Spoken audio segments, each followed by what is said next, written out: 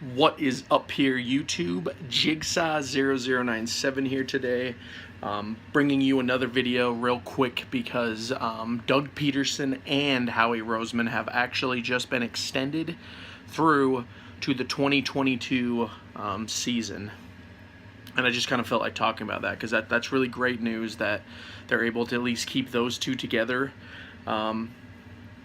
In a way, I think they're kind of jumping the gun a little bit, just because we don't know exactly what's going to happen in repeat years.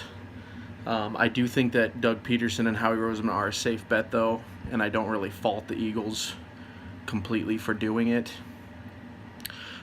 They already actually had them extended till 2020. That's the only reason I'm saying they're jumping the gun a little bit, because that basically gives Doug Pederson about 2 more seasons just to kind of see if he can repeat or keep this team relevant in the playoffs and the normal season. Us as Eagles fans, you know, we know that we don't want to get too excited and say that we're just going to be world beaters every year, because we go into the season thinking that, but it's not always the case.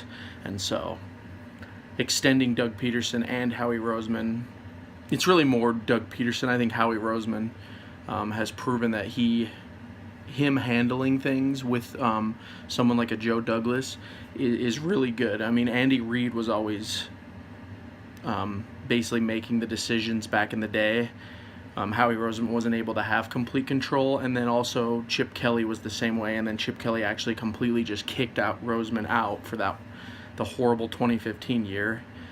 So now that we've given Howie Roseman like complete control, it has proven that it is he's a very good business mind, as long as you can maybe get someone in there to help him make the draft decisions, you know, the player decisions that are smarter for the organization. But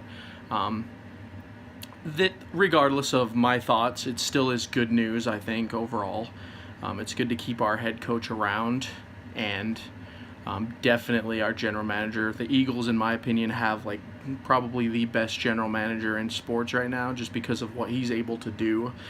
Not only is Howie Roseman able to get talented young players, but he's able to bring veterans in, and he's able to build depth through the draft by bringing in veterans.